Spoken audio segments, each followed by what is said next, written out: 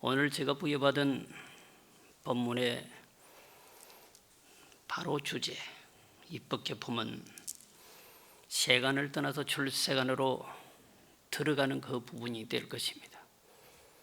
입법개품은 두 가지 의미를 갖습니다.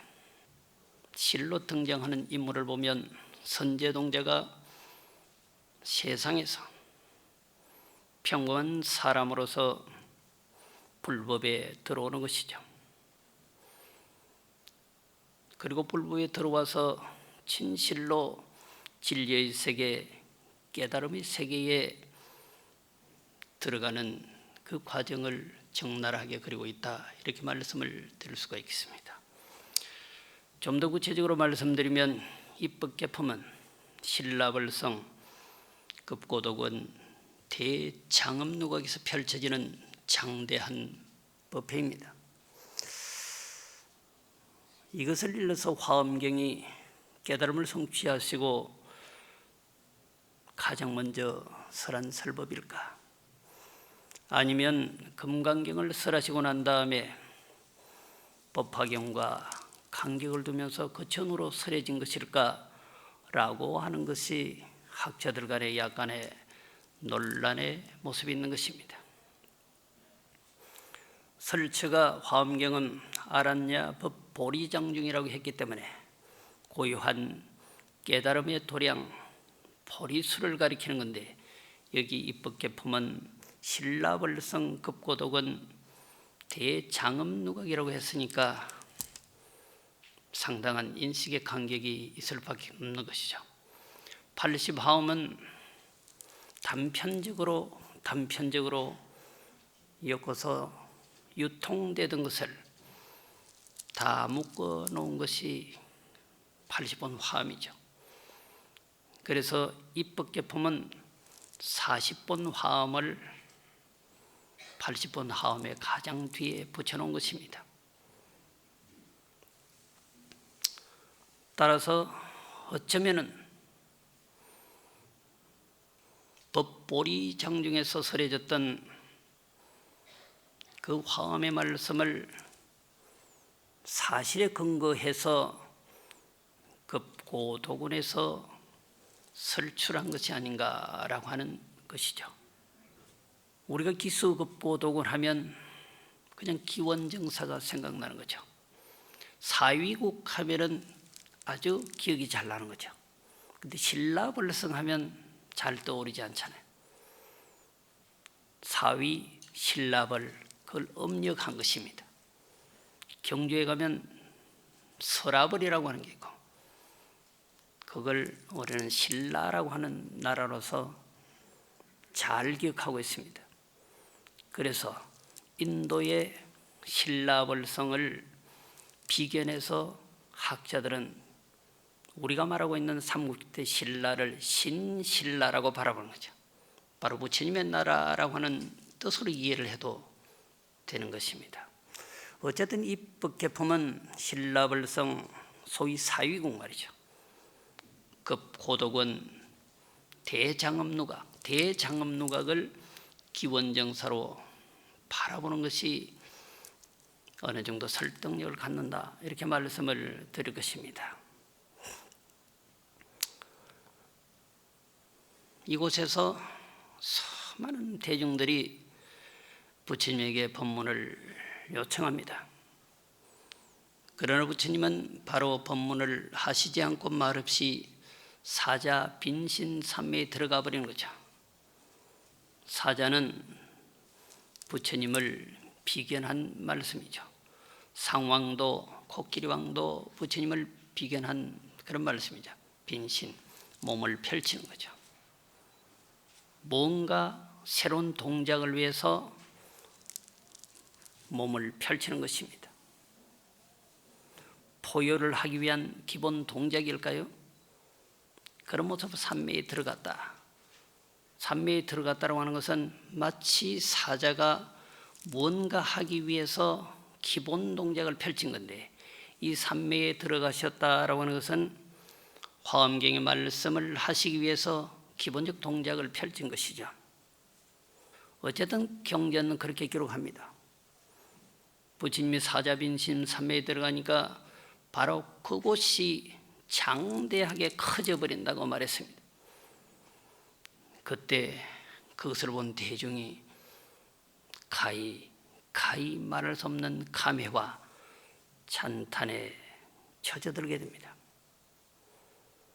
그 수많은 대중 가운데 그러한 모습을 주체하지 못한 법계차별 원지 신통왕보살이 희유한 감정을 이와 같이 개성으로 얽게 됩니다. 합장하시겠습니다. 형허이응급임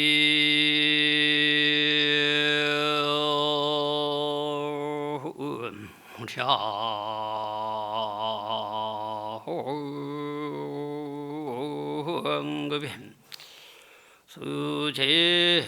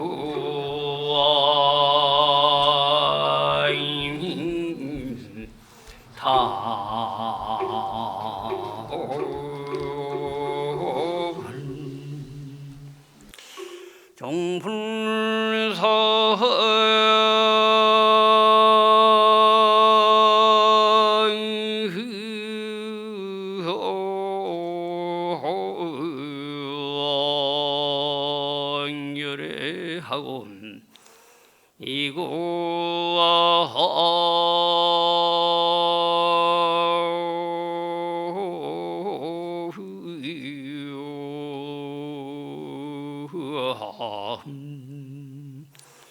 줄리로다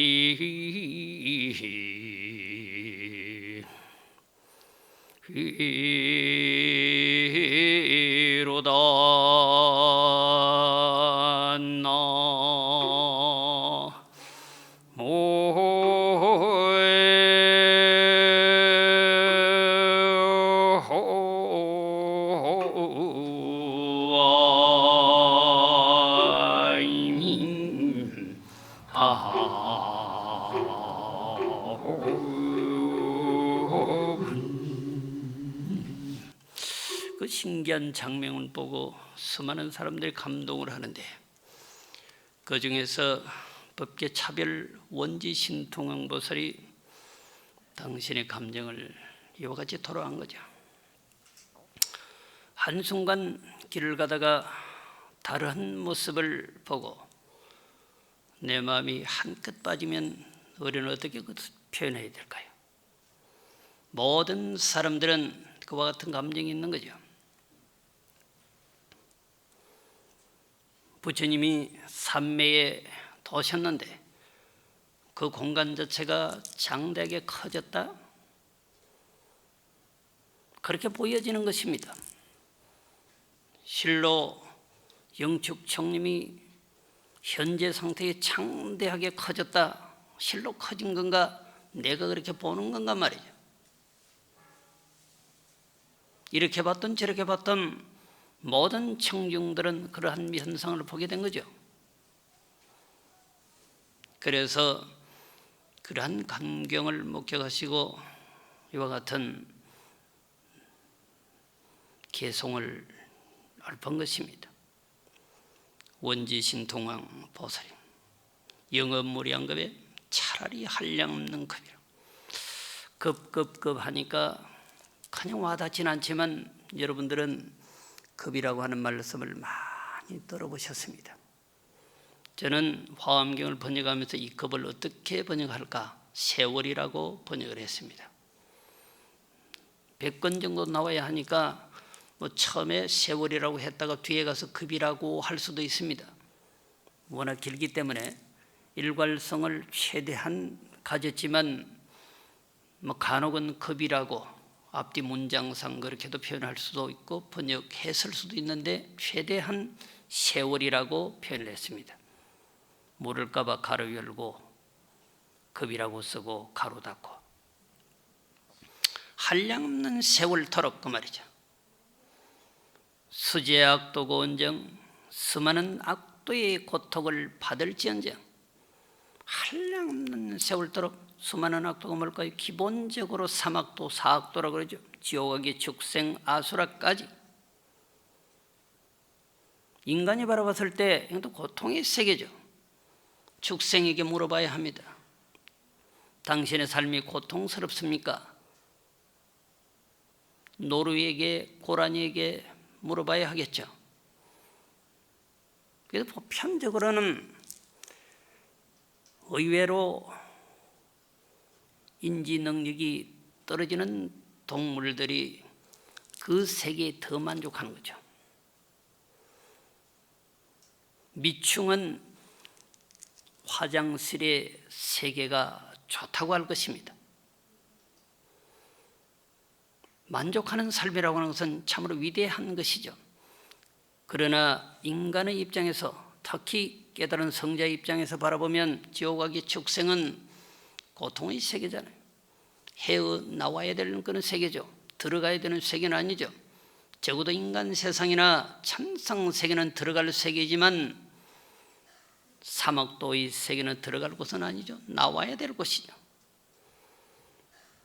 여기서는 차라리 한량없는 세월토록 사막도의 고통을 끝없이 받을지언정 정불사열하고 끝내 열애를 버리고 부처님을 버리고 이구어출리로다.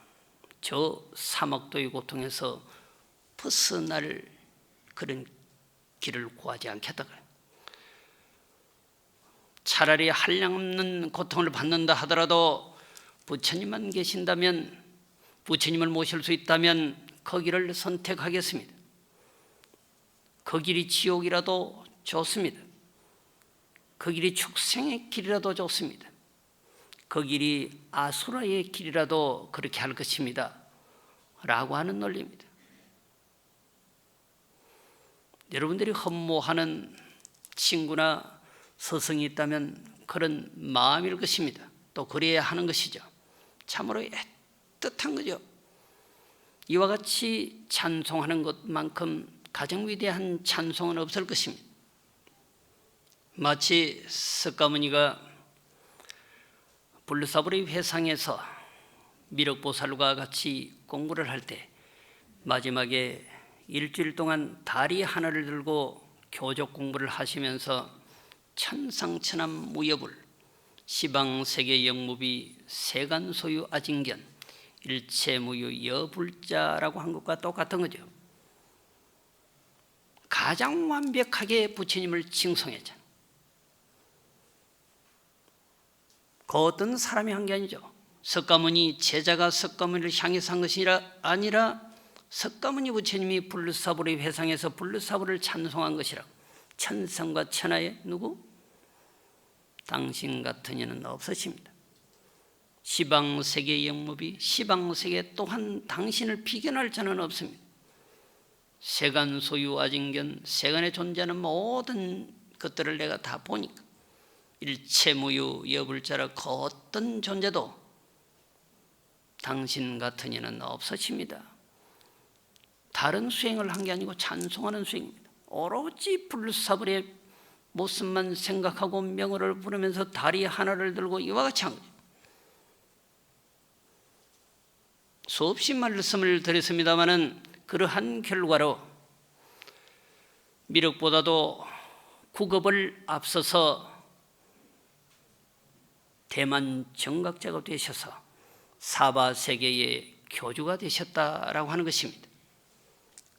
그 대장엄 누각이 장대하게 커지니까 그 모습을 보고 석가모니 부처님을 원지신 동황보살이 이와 같이 찬송한 거죠. 이 정도면 다 된 거죠. 지옥의 길이라도 좋습니다. 당신과 함께 할 수 있다면 하는 것입니다. 이러한 찬송들이 줄줄이 이어집니다. 대표적으로 한보살의 찬송만 제가 읊어드렸습니다마는 줄줄이 이어지는 거죠.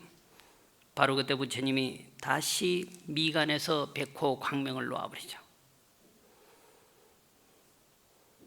아무런 말씀도 하시지 않았어요. 이 찬송의 소리를 듣고 석가모니 부처님은 미간에서 백호 광명을 놓아버립니다. 마치 레이저 쇼라도 하는 것처럼 말이죠. 그때 그 백호 광명의 상스러운 모습을 보시고 문수보살이 당신의 처소, 곧 선주루각이라고 하는 곳에서 나와서 6천 비구를 대동하고 남쪽으로 행보를 하시는 것이죠. 그리고는 복성의 동쪽 큰 탑에 도착해서 문수보살이 법문을 합니다. 그림이 잘 그려지실 거예요. 삼면은 부처님이 들어가셨고 청중이 찬송을 하시니까 다시 부처님이 말없이 레이저 쇼만 해버린 거죠. 백호 광명을 놨어요. 그때 그 광명을 보고는 문수보살이 이제 등장하는 거예요. 경전은 이렇게 표현을 합니다. 입법계품은 이렇게 표현하죠. 보조법계경을 설하셨다. 보조법계경. 널리 법계를 비춘다. 어떻게 하면 법계를 비출 수 있을 것인가? 대체 법계는 뭔가 말이죠. 다르게 말하면 바로 화엄경을 설하셨다. 이렇게 말씀을 드릴 수 있고 그렇게 이해하시면 됩니다. 그때 바로 희한한 인연을 마다하게 되는데 선제동자가 500동남 동료와 함께 복성동 대탑에 도착을 하죠. 이미 문수보살이 그곳에서 보조 법계경, 꼭 화엄경을 강설하신다고 하는 말씀을 들었던 거죠. 그리고는 500동남 동료와 더불어서 함께 선제가 그곳으로 오게 되는 것입니다. 그때 문수보살이 마치 선제를 기다리기라도 했다는 뜻이 아주 반갑게 맞이합니다. 마치 만들어 놓은 그런 일 같잖아요. 우연은 없습니다.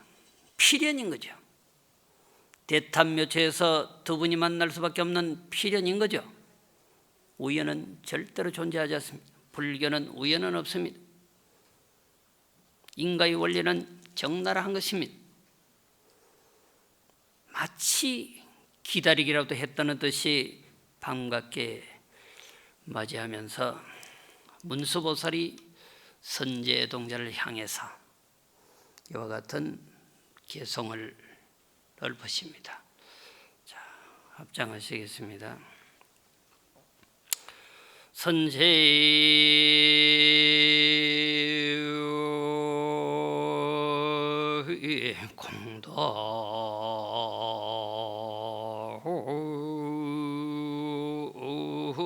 공덕정연 능례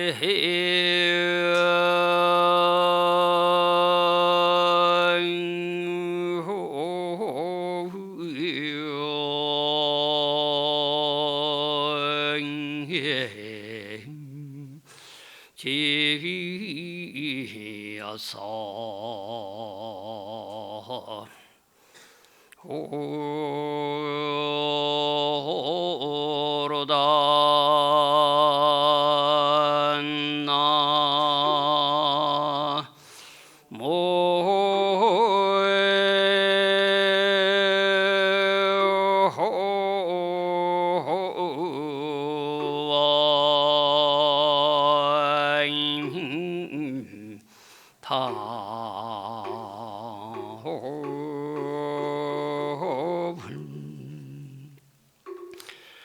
발힌대비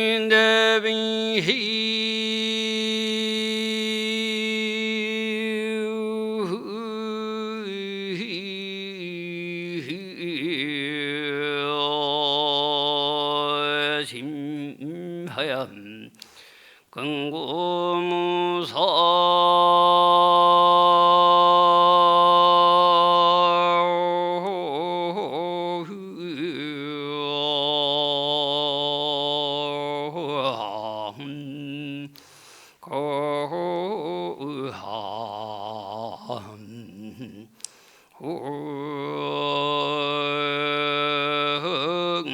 이로다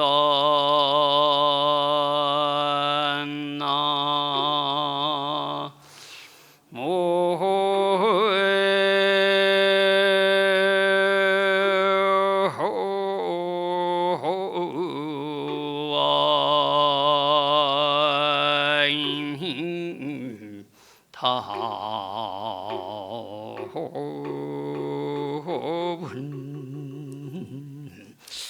500동남 동녀 중에서 아마 선제가 눈에 그렇게 잘 띄었을 것입니다. 수많은 사람이 같이 온다 해도 눈에 띄는 사람이 있죠.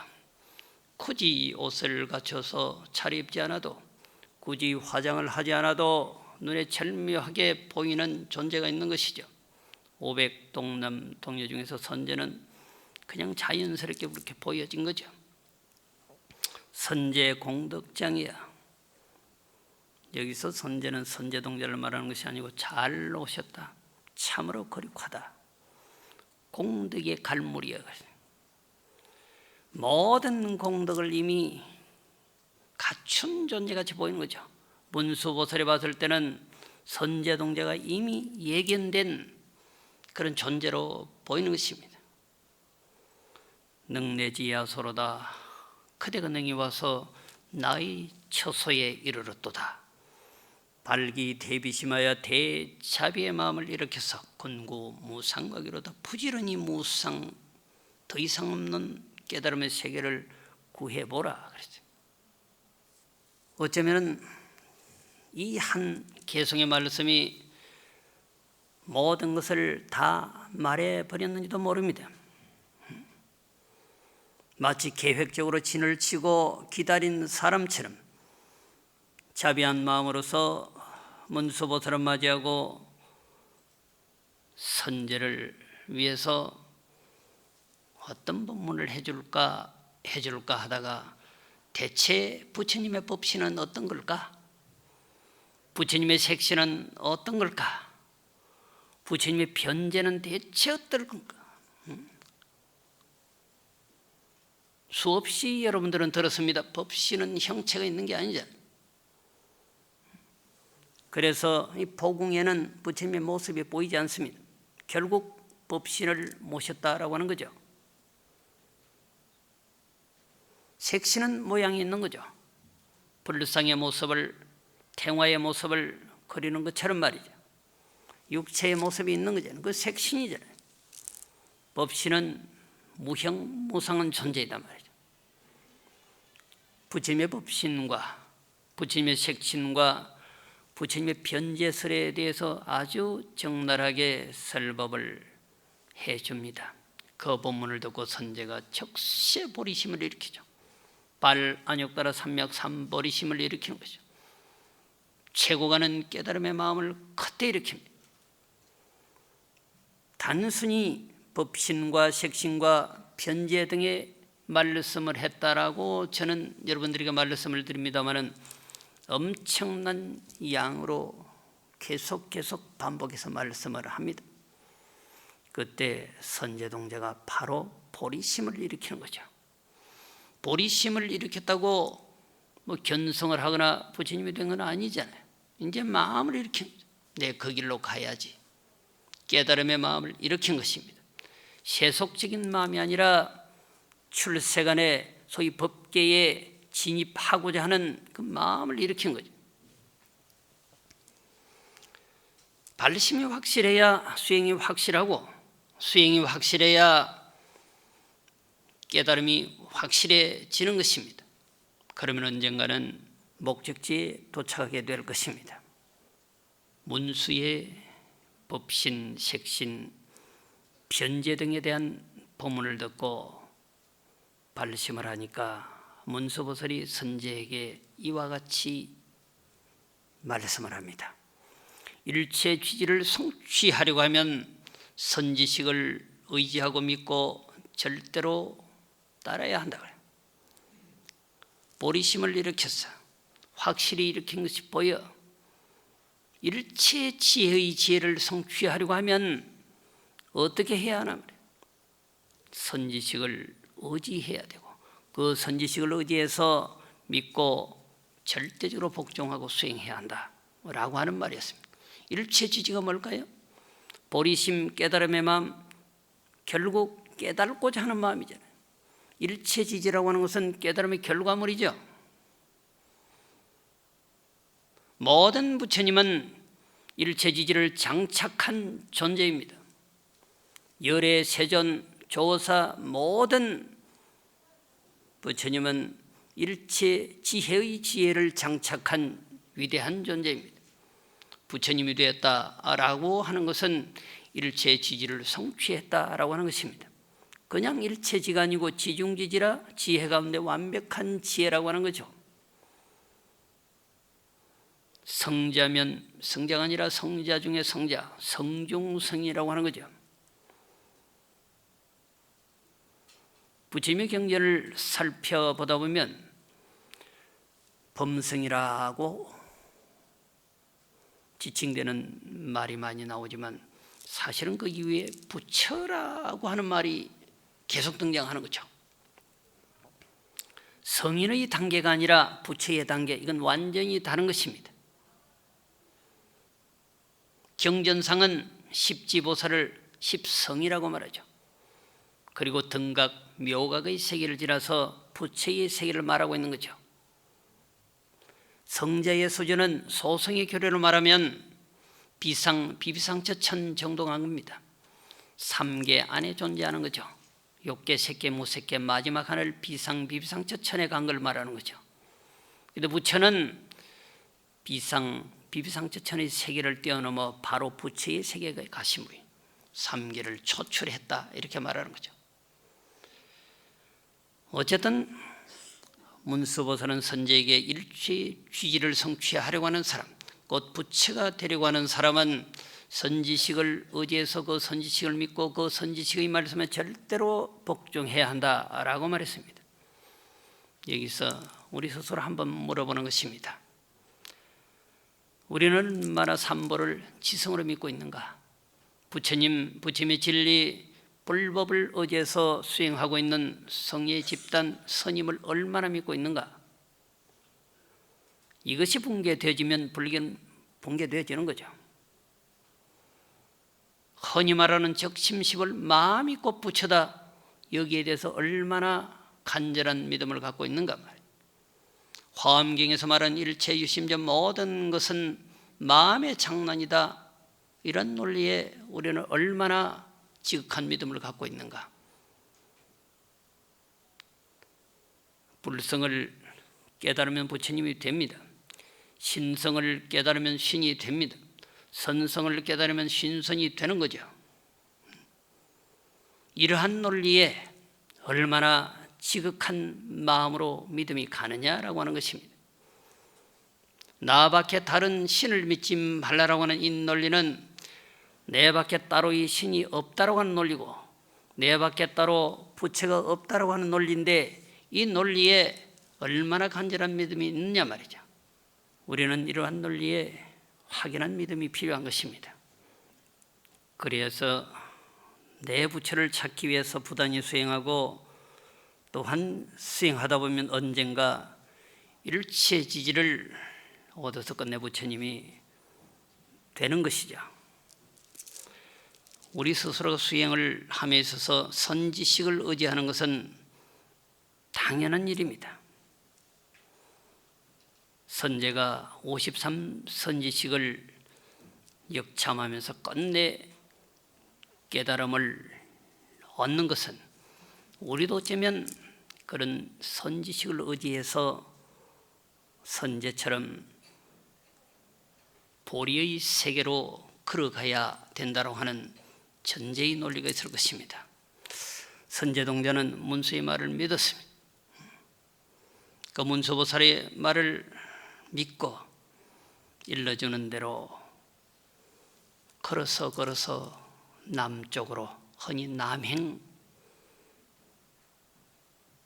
이 길을 걸어가는 것이죠. 자, 여기서부터 쭉쭉 남쪽으로 성낙국이라고 하는 나라가 있고, 거기에 가면 드군이라고 하는 비구 스님이 있는데, 거기 가서 어떻게 하면 일체의 지지를 얻을 수 있는가라고 물어보라고 했어요. 그래서 갔어. 드군 스님을 만났습니다. 발보리심자는, 보리심을 일으킨 자는 운하학 보살행하며 운하서 보살행, 어떻게 보살행을 배우고 어떻게 보살행을 닦아야 합니까? 물었다. 발보리심자, 결국 일체의 취지를 성취하기 위해서 보리심을 일으킨 자, 어떻게 수행하고 어떻게 도를 닦아야 됩니까? 이렇게 물었어. 나는 아무것도 모릅니다. 그래. 본래 내공이 부실한 사람이 화려한 모습으로 등장하죠. 그런데 덕우는 뭐라고 할까? 내가 잘합니다. 모든 것은 제게 물으세요 라고 하는 논리가 아니라, 저는 아무것도 모릅니다. 단 하나만 일러줄 수 있겠습니다. 그게 뭘까요? 응념재불경계. 모든 부처님의 경계를 다 기억한대. 대단한 거죠. 그렇게 기억해서 지혜 광명으로 널리 보는 것입니다. 지혜라고 하는 것은 사실은 문자가 아니잖아요. 정신적으로 아니면 사상적으로, 이념적으로, 아니 문자를 통해서도 그렇습니다. 지혜를 얻는 거죠. 그 지혜는 빛살입니다. 광명인 거죠. 에너지인 거죠. 그걸로서 세상을 바라보는 거예요. 모든 부처님의 경계를 하나도 빠뜨리지 않고 기억해서 그 장대한 광명으로 세상을 널리 보는 것, 그 정도입니다. 그러면서 약간 구체적으로 연불문, 21가지 연불문에 대해서 법문을 해주죠. 그리고는 더 이상 제게 묻지 마세요. 저는 이것밖에 모릅니다. 그러면 어떻게 할까요? 여기로부터 또 남쪽으로 가다 보면 해문국이라고 하는 나라가 있는데, 거기 가면 해문이라고 하는 스님이 있습니다. 거기 가서 물어보세요. 해문 스님을 찾아갔어. 그분도 저는 딱 하나밖에 몰라요. 보안, 세상을 널리 바라보는 눈. 어떻게 하면 세상을 널리 바라볼 수 있을까요? 큰 눈을 가질까요? 응? 그걸 보안법문이라고 말하죠. 아무리 물어봐도 더 이상은 말하지 않아요. 보안법문에 대해서만 간략하게. 경전은 계속 장대하게 설명을 합니다. 요약하면 보안법문인 거죠. 세상을 한눈으로 바라보라. 그리고는 더 이상 묻지 말라고.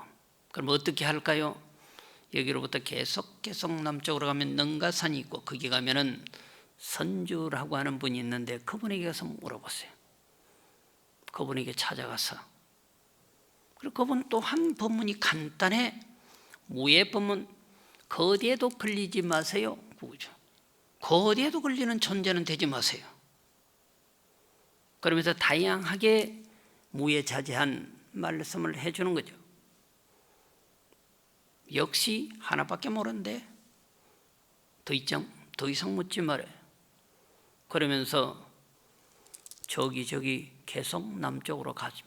거기에 자제승이라고 하는 곳이 있는데, 거기 가면 미가장자라고 하는 분이 계십니다. 또 그분을 찾아가서, 그 미가장자는 묘음다란이, 신묘장구 대다란이가 아니라 묘음다란이, 요 다란이를 계속하면 신묘한 소리를 낼 수 있고 신묘한 소리를 들을 수도 있을 것입니다. 내용이 그래. 그렇게 해서 계속 추천해주는 선지식을 찾아가는데, 주림마을에서는 해탈장자가 무예 장음의 딸, 열애 무예 장음의 딸, 그리고 마리가라국에서는 해당 비구가 반야 바라밀 산매, 그리고는 보장음 동산에서 휴사 우바이는 뭘 일러줄까? 리구하는 근심을 떠나버리면 안온하게 됩니다 라고 하는 법문을 일러주죠. 바로 제가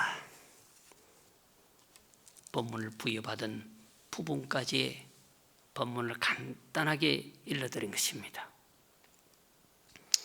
선제는 선지식을 의지해서 법문을 듣는데 딱 한 선지식에서 한 법문밖에 듣지 않은 거죠. 단 한 가지 법문만 들은 거죠. 그냥 눈을 산으로 강으로 우리 스스로 한번 돌려보시면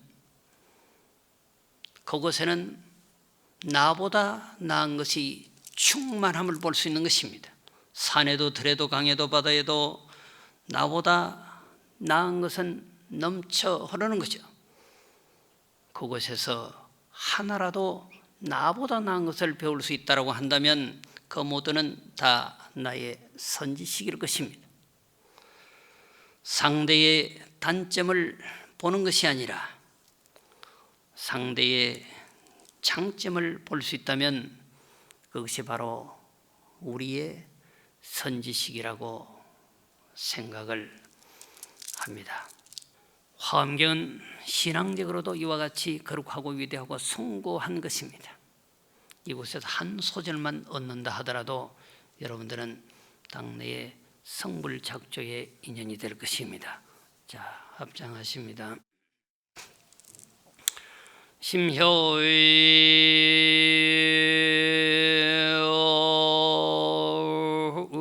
공황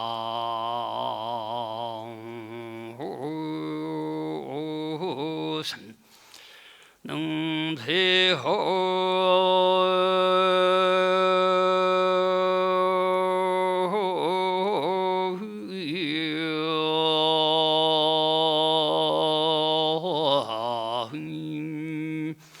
제세가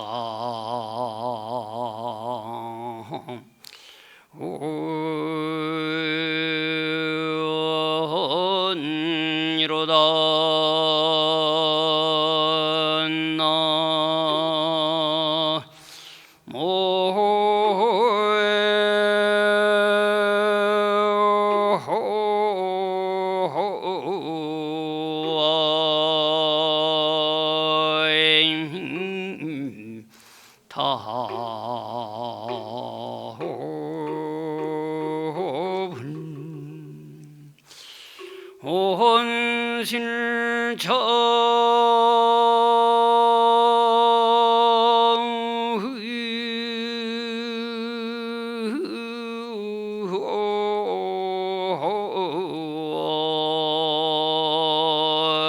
생하염 무법인해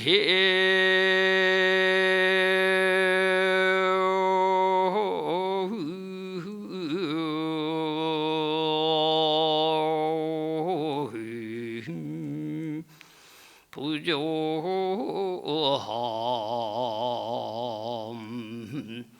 고로다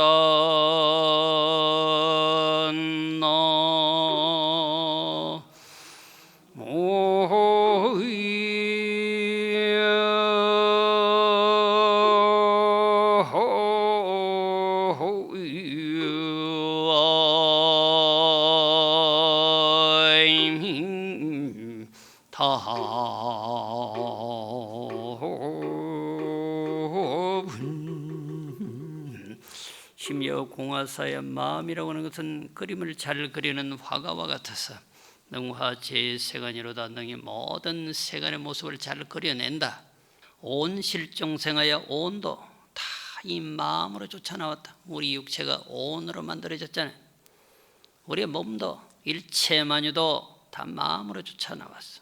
무법이 부조로다. 그 어떤 법도 이 마음이 만들지 않는 것이 없다 라고 했습니다. 야마천궁 개참포입니다. 화엄경의 골수라고 말할 수 있는 것입니다.